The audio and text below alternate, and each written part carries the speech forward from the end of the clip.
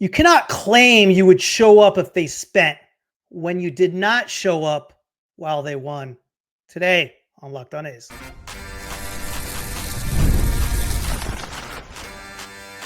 You are Locked On A's, your daily podcast on the Athletics, part of the Locked On Podcast Network. Your team every day. Welcome to Locked On A's, part of the Locked On Podcast Network, your team every day. I am your host, Booney, one name, all passion, lifelong A's fan. And today we are taking it back to a 7-year stretch that baseball historians barely even mention, but A's fans should never forget. From the year 2000 to 2006, this franchise was second in wins only to the evil empire themselves, the New York Yankees. Second, yet somehow ranked 26th in attendance. You heard that right. One of the best teams in the sport played in front of one of the smallest crowds in baseball. The math doesn't add up, but the story sure does. And today we're diving deep into that paradox when the A's were defying budgets, logic, and expectation. The roster was loaded. The front office was fearless, and the wins were constant. Yet the stands, empty.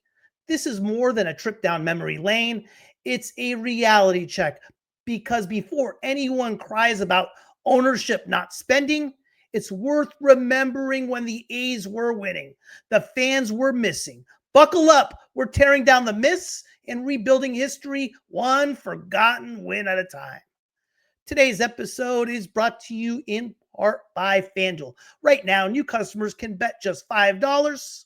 And if your bet wins, you'll get $300 in bonus bets to use across the app. Download the app today. I got a very important question for you. For anybody listening, live, in the future recordings, etc. Would you rather win and have the lowest payroll, or lose and have the largest payroll? It's happened in both circumstances. You cannot have both. Frankly, as a fan, I have never cared about how much we have spent. I've cared about one thing as a fan. Do we win? Are we competitive? Am I proud of the product on the field? Is it exciting? I got a question and comment from somebody watching one of my shows. He said, "Hey, why do you keep talking about the A's move and bashing the Oakland fan?" And that deserves an answer. Always have, always will love this franchise. From the Walter Haas years to the Moneyball misfits to this next chapter in Vegas. I've lived every high and I've lived every low. But what I cannot sit back and watch is the bitterness, the nonstop toxic narrative who have made it their mission to spread hate, attack others, and poison every conversation with negativity. I'll defend this team because I've seen what it can be. I've seen the A's inspire a generation of kids to believe in something bigger than themselves. And that's what it means to be a fan. That's what at least it used to mean. Now, too many people wear bitterness like it's a badge of honor, thinking that hating ownership means loving this franchise. You can't burn down the house and still claim to love the family inside. So as long as the hate keeps spewing, I'll keep speaking up, not to rub salt in anyone's wounds, but to protect the truth for anyone who is still listening, especially the next wave of fans, the kids in Vegas, Sacramento, Reno, or wherever, whoever are curious about the green and gold story, not the hate that's been spread. They deserve to know about the history, the pride, the resilience, and yes, the reality. If that ruffles some feathers, so be it. I'd rather tell the uncomfortable truth than sit quietly while others rewrite it out of spite. This fan base needs to grow. It needs to reinvent itself.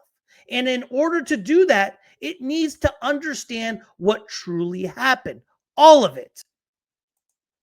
If there's no middle here, winning with the lowest payroll for me. No middle. There's no middle. This franchise has never been a middle, Gary. You know that. And I wish there was. At the end of the day, it's about winning. For me, it is, as a fan. I get for others, it's different. There's a generation of A's fans still, my generation, who can still smell the champagne. From 1989, we lived through the Haas era, the golden stretch from 88 to 92, when winning wasn't a miracle. It was expected. 4 division titles, 3 pennants, 1 glorious World Series, and a ballpark so alive, it shook like a jet engine on takeoff. Walter Haas spent like he cared because he did, and the fans paid him back in attendance, noise, and banners that said, "We believe," before it was a marketing slogan. But here's the twist. Haas lost millions doing it. Baseball in Oakland was a beautiful dream that did not make financial sense. When he sold to Steve Shutt and Ken Hoffman, the dream ended, replaced by balance sheets and budget meetings. The moment money became the priority, the dynasty died. From 1993 on, the magic faded. The A's tumbled into 6 straight losing seasons. The fans drifted away. The once packed Coliseum started to look like a ghost town with better nachos. The truth that a few want to admit. Oakland's fan base wasn't built for bad times. The Warriors, the Raiders, yeah, they had a cult level loyalty. The A's, they had convenient fans. The kind who came when it was fun and disappeared when it wasn't. And let's be real, the team's departure wasn't some sudden betrayal of a diehard fan base. I feel for the real fans, the ones who stuck around through sewage backups, tarp talk, and ownership gaslighting. But the toxic crowd that turned every discussion into a hate rally? Come on, miss me with that. You can scream, "I'll never support this team again," if John Fisher is the owner, and then act betrayed when they leave. That's like breaking up with someone and getting mad they started dating Vegas. The truth hurts. Let's make one thing clear. Attendance didn't cause the move. City politics did. That's why the A's are gone. Attendance sure exposed a fractured relationship, of course. And for those who say you can't love a team that doesn't spend or reinvest in the team, answer me this again. Would you rather win with the smallest payroll in baseball or lose with the biggest? You can't have both. Today, in part 1 of a 3-part series, we're tearing it all down. Every trade, every signing, every so-called penny pinching move from 2000 to 2021. Were they cheap or were they smart, and were the moves made to win? We have been told that the A's win for a couple years, trade away all their best players, lose for a number of years in a never-ending cycle. Well, today we're examining years 2000 to 2006. Part 2, 2007 to 2014, and Part 3, 2015 to 2021. Buckle up. Today is Part 1. Up next. This episode is brought to you by Prize Picks. You and I make decisions every day, but on Prize Picks, being right can get you paid. Don't miss any of the excitement of this sports season, whether you are following the NFL, NBA, or both. There's no better time to jump in on the action. If you have not tried yet, Prize Picks is the simplest way to play. Just pick more or less on at least 2 player stats, and if you get them right, you win. It takes less than 60 seconds to make your lineup, and you can play anywhere Prize Picks operates, including California, Texas, and Georgia. I've been using Prize Picks during both football Sundays and NBA tip-offs. It keeps every game exciting. I like picking my favorite players like Mahomes and Steph Curry to see how many predictions play out. The new stats feature is a game changer. You can now pick more on Steph's points, threes, and assists in the same lineup. Plus, if one of your players leaves with an early injury, the injury reboot saves my lineup from a loss. Download the Prize Picks app today and use code LOCKEDONMLB to get $50 in lineups after you play your first $5 lineup. That's code LOCKEDONMLB for $50 in lineups after your first $5 lineup. Prize Picks, it's good to be right. From 2000 to 2006, like I said, second most wins in baseball, second to the Yankees. Think about that. A payroll that could barely buy you a Yankee bullpen arm, yet they were toe-to-toe with the Yanks. But while the A's were busy redefining efficiency, the fans were busy, doing something else. Let's go over this year by year and expose how good this run was and how invisible the Coliseum actually was. It actually started in 99. The 6-year losing streak actually stopped. In 1999, they were 87-75, just missing the playoffs. Giambi, Hudson, Ben Grieve, the former second overall pick, started to break out. And then the year 2000, the A's went 5 rounds with the Yankees in the division series after winning the AL West. Jason Giambi was baseball's MVP. He was the face, the biceps, the biggest bat that carried the team. I would compare him a lot to what Nick Kurtz is today. Tim Hudson was the Cy Young runner-up, and he got actually MVP votes, finished 15th in MVP. Miguel Tejada came onto the scene, 20th in MVP. We had a veteran ace in Kevin Appier. Remember him? Former Bulldog for the Royals, top 10 pick. Terrence Long finished second in Rookie of the Year. Ben Grieve was the cornerstone of the franchise, 23rd in attendance. The team was loaded, tickets were cheap, but apparently winning baseball didn't fit Oakland's weekend plans. Terrence Long was a 20th overall pick from the Mets. We traded for him a few years earlier. You remember Kenny Rogers? The gambler? The lefty we had? Yeah. We got Terrence Long in that trade. 2001, Billy Beane got bold. Huge trade right here. He traded Ben Grieve in a 3-team blockbuster that brought back Johnny Damon, Mark Ellis, and Corey Lytle. The A's won 102 games. 102! The only reason they didn't take the division that year was because the Seattle Mariners went absolutely nuclear with 116 wins. Giambi finished second in MVP voting, which I feel was an absolute rob job. He lost to Ichiro that year. Mulder and Hudson finished second and 6th in Cy Young. Eric Chavez, first-round pick. I believe he was 10 overall. Took home his first Gold Glove. Attendance 19th. Better. But you would think 102-win team would sell some seats. Nope. Maybe the fans were too busy arguing about parking. Let's go to 2002.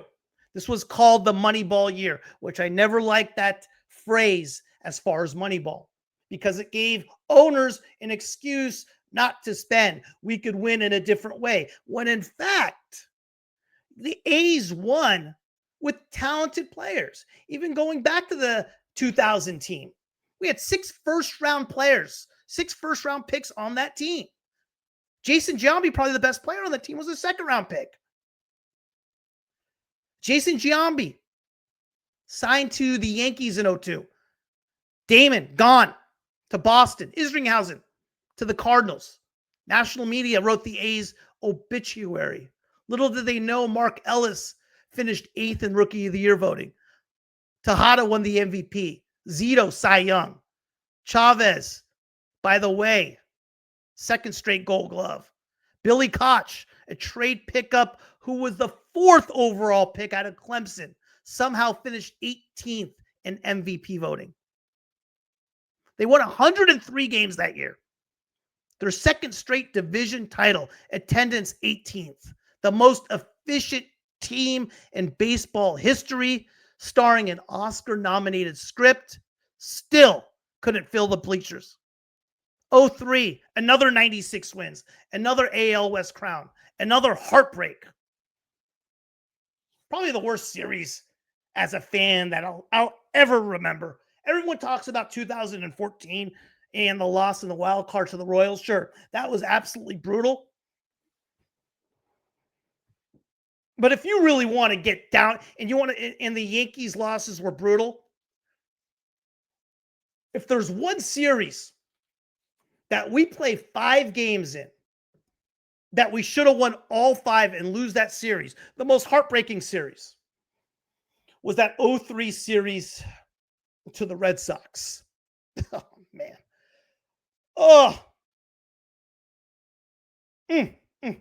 We lost that series in 5. Tejada finished 11th in MVP voting. Chavez 17th, 3-time Gold Glove Award winner. Ramon Hernandez, All-Star. Hudson finished 4th in Cy Young.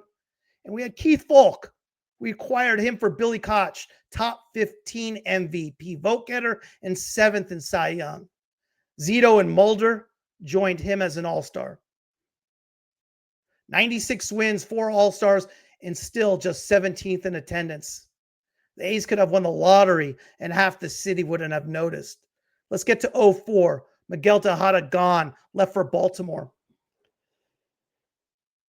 That was rough. We'll take a look at that a little bit later. He was replaced with rookie phenom Bobby Crosby, won Rookie of the Year.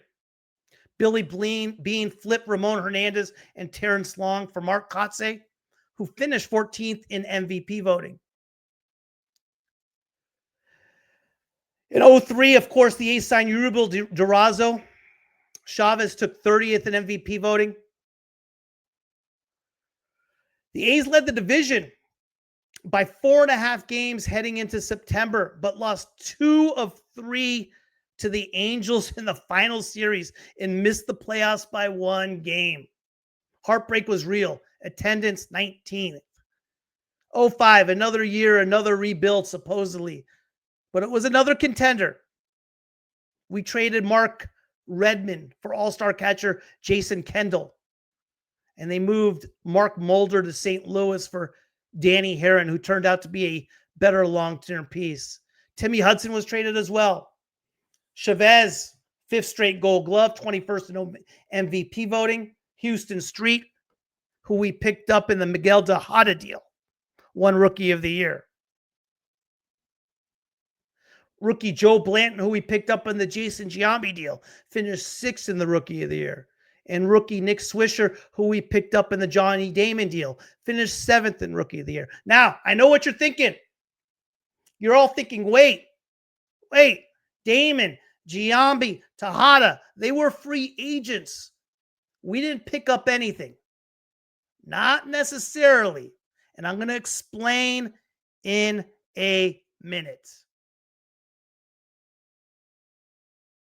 The NBA is back, and there's no better place to get in on the action than FanDuel, the official sports betting partner of the NBA. Even if you missed the start of the game or want to ride the hot hand, FanDuel has live bets on everything from who will score next to fourth quarter comebacks. Plus, you can even combine your live bets into a same-game parlay for a shot at a bigger payout. It keeps every game exciting, especially when your team's making that late push. Right now, FanDuel is giving new customers $300 in bonus bets when your first $5 bet wins. So head to FanDuel.com to sign up and play your game with FanDuel, official sports betting partner of the NBA.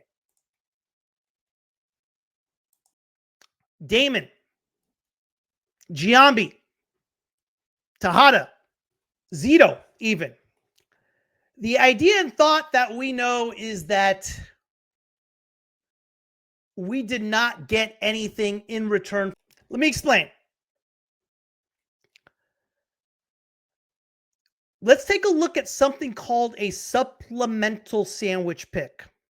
Back in the early 2000s, Major League Baseball had a system that tried to compensate teams when they lost a particular valuable free agent to another team. Here's how it works. A player becomes a free agent. His contract with his team is up and he signs elsewhere.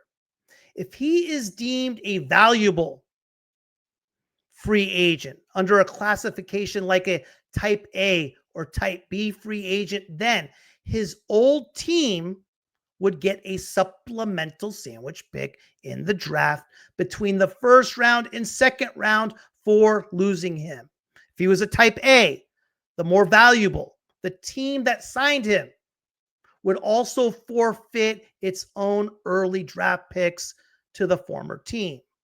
So the former team ends up with extra picks. The signing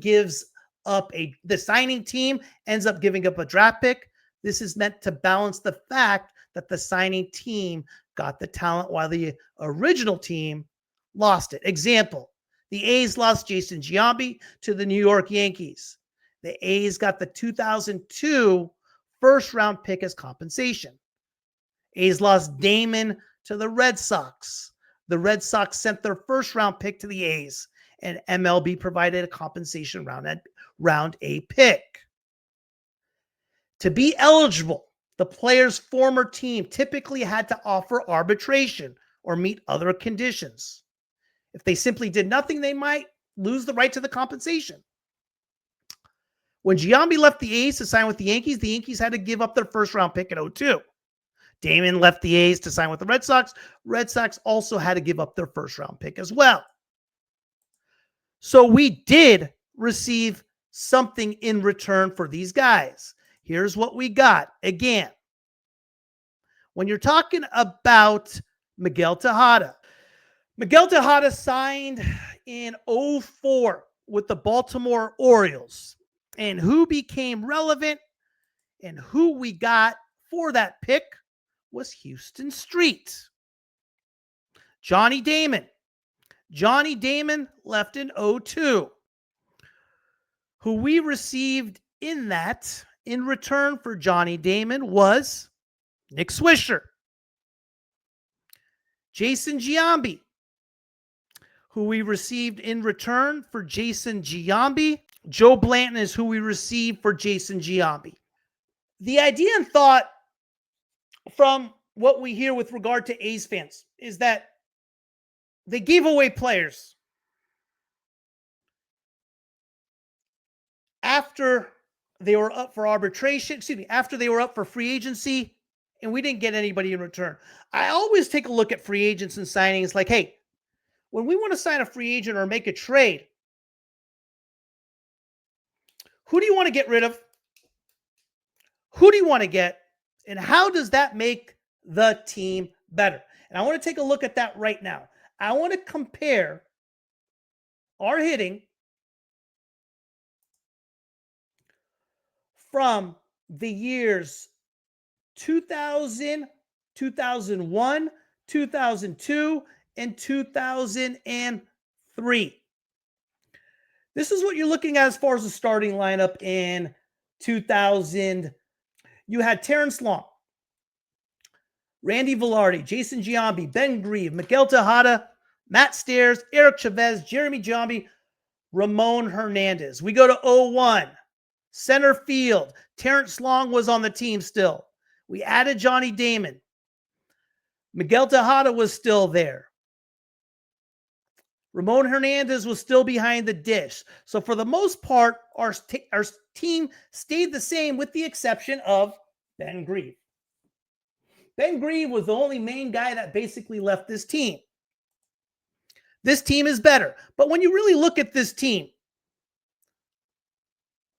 from 2000, 2001, 2002, 2003, what changed in a sense where this team did not get better? You got to remember, 1999 to 2006, guys, we had winning seasons. 9, 0, 1, 2, 3, 4, 5, 6, 8 years in a row. 8 years in a row. Yet we couldn't draw. So the idea that this team only had a cycle of a few years, rebuild, and then come back is simply not true. We're looking at 2003. Let's look at the first major free agent we lost. The two free agents we lost, right? We're talking about Johnny Damon and Jason Giambi. Me personally, I thought Johnny Damon was one of the most overrated players around. He didn't have a great year for the A's in 02. Excuse me, in 01. I didn't want to re-sign him. I was happy with getting rid of Johnny Damon. Giambi, of course, but Jason Giambi was going to be a Yankee since the beginning of time. We didn't have a shot at re-signing Giambi. The next one, the next big free agent we lost. Here's the one that's up for grabs. Miguel Tejada in 03. Let's take a look at what our lineup looked like in 04. This is the one that has a little bit more question. You have to understand a little bit of context when we're talking about when Miguel Tejada left the A's. We're coming off 4 straight postseason appearances. 2000, 2001, 2002, 2003. And historically, Miguel Tejada was not good in the postseason. In 03, against the Red Sox, he made a crucial error in Game 3. His glove was never the best. We had Bobby Crosby sitting there, who's waiting for his time to come on up. Looking back now, it's easy to say, why didn't we re-sign Tejada? Because of what he did with Baltimore and what his career was like. I get it. It's easy to do that. But at the time, these A's teams weren't built for hitting. They were built for pitching. One thing the A's always had was starting pitching and a bullpen. And what they did a phenomenal job of is they did a phenomenal job of churning closers. From Jason Isringhausen to Billy Koch to Keith Falk to Octavio Dotel to Houston Street. We've done an amazing job with our bullpen and our pitching. And the A's were always designed on pitching. Also look back at 03. What else happened in 03 in that darn playoffs and down the stretch? Mark Mulder was hurt. Last month and a half, he missed the season. Tim Hudson started Game 4. We had a 2-0 lead in that series, by the way. Hudson started Game 4, came out early because he was hurt, and did not return. We lost that game. Zito pitched Game 5, gave up a 3-run bomb to Manny. We tried to come back. We didn't. Folk blew Game 2. Blew Game 4. David Ortiz, 2-run double. So you got to remember, there's a lot of context that you got to remember when we did not re-sign Tejada. Hot shot shortstop coming up. And Bobby Crosby. Miguel Tejada, awful postseasons, 4 straight playoff first round exits. It was rough. So there's context when you're talking about not re-signing Miguel Tejada. Yeah, looking back now, do I wish we did? Of course. But at the time, looking back, I was okay with it. I wanted to see Bobby Crosby do his thing. I thought he was the next coming. And I was sick and tired of Tejada going 2 for 30 in the postseason with his bad glove. I don't know. Again, this team was always built on pitching and bullpen.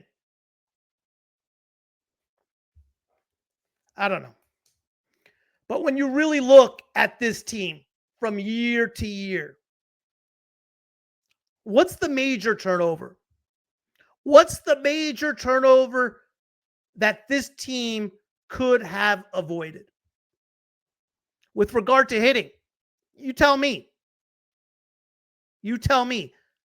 We did trade Terrence Long and Ramon Hernandez in 04 at the end of 03, and we got Mark Kotsay in return. Terrence Long started struggling down the stretch of his tenure with the A's. But seriously, what did we really give up? That was such a huge turnover from 2000 to 2006. We're talking about these years specifically. What I look at as an A's fan, as far as the big trades we made, was Ben Grieve in 2000. But we got Damon and Ellis in return. Ellis on his own was worth it. I look obviously at Jason Giambi in the offseason of 01. At the end of the 01 season.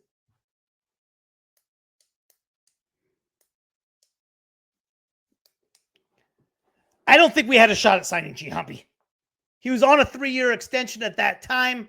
He wasn't going to re-sign. He wanted to be a Yankee. In 02, who do we lose? Billy Koch. Got Keith Folk. That's been the A's MO with regard to closers, though. 03, the end of 03, sure. Tejada. Yeah. You got to remember, if you guys are A's fans, you got to remember 03. You got to remember that playoff series, and you got to understand the context around it. It wasn't that simple. When you look at 04, you look at Mark Mulder. Okay? Who would you rather have in 05 on your rotation? Danny Herron or Mark Mulder? Danny Herron was a prospect. He was good.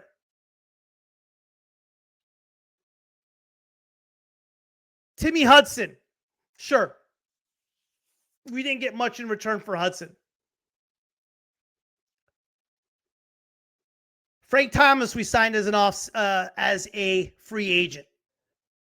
Jason Kendall. You know who we gave up for Jason Kendall? I'll tell you. Mark Redmond. There are a number of trades this franchise has made that has made sense.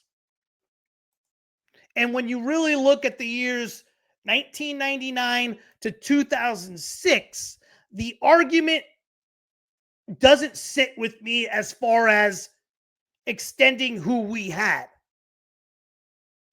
That would have helped this team win in the future.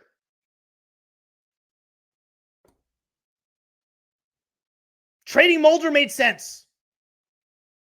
He was deteriorating. He was getting hurt often, if you remember back then.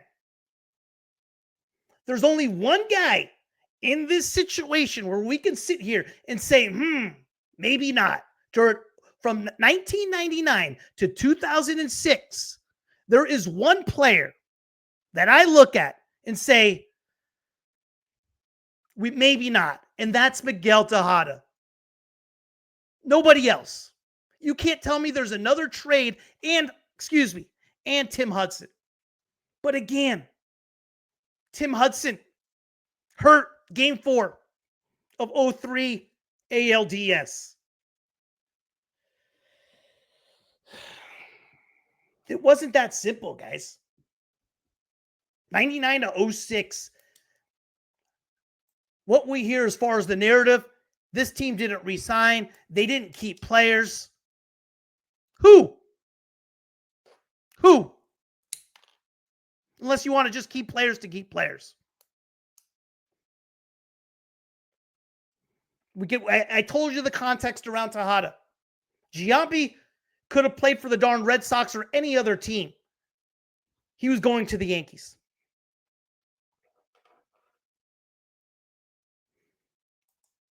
It's easy to sit back and say, hey,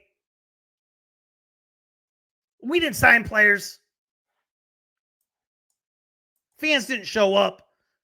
Ownership didn't reinvest in the team. The year 2000, 91 and 70. 23rd in attendance. You could go back to 1999. 87 and 75. 26th in attendance. 102 wins in 01. 19th in attendance. 103 wins in 02. 18th. 96 wins in 03. 17th. 91 wins. 19th. 88 wins in 05. 19th. 93 wins. Win the AL West. Get to the ALCS finally. 26th in attendance. Come on. Just stop it, man. 6 times in 57 years, this team was in the top half of attendance. They were there in the playoffs. Hey, they rocked the Coliseum in the playoffs. But 8 years. 99, 2000, 2001, 2002, 2003, 2004, 2005, 2006. We won 8 straight winning seasons.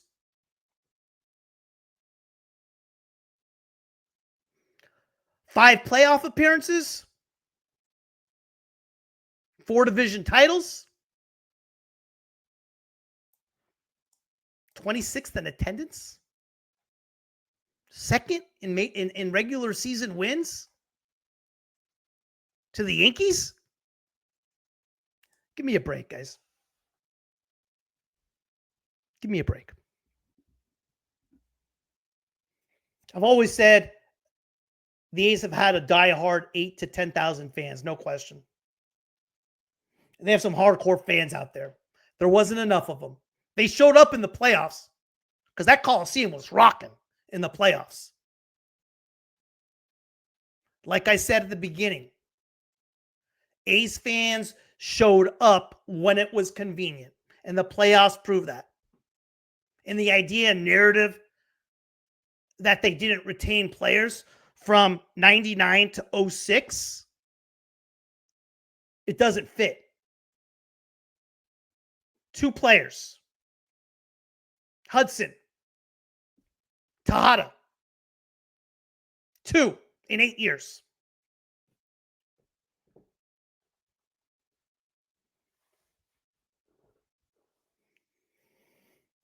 And it's, you know, and you can make an argument that those moves made sense.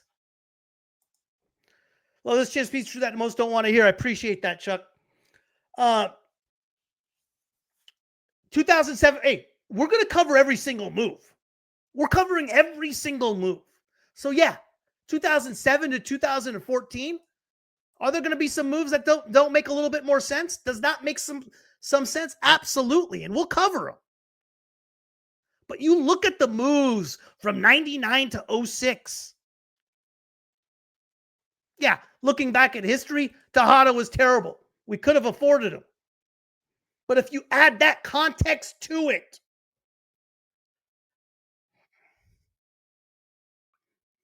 don't go rewatch the 2003 ALDS and the Red Sox series if you want some pain. Miguel Tejada was 2 of 23 with 2 RBIs. Eric Chavez was 1 of 22. They were 3 for 45 in that series. 3 for 45. That's nuts. We went 5 games. We should have won that series easily. Easily.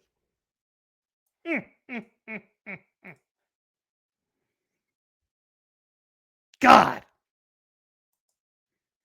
That could have changed history.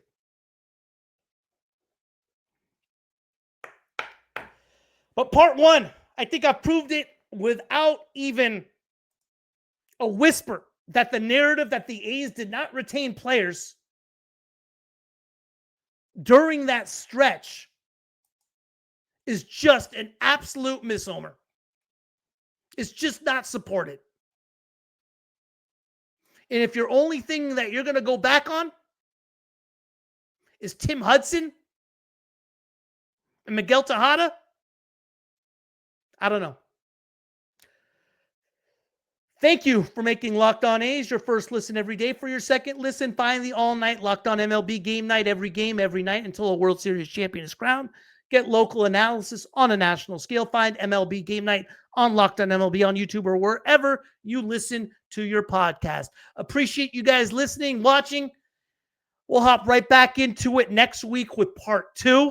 We're going to take a look at 2007 to 2014.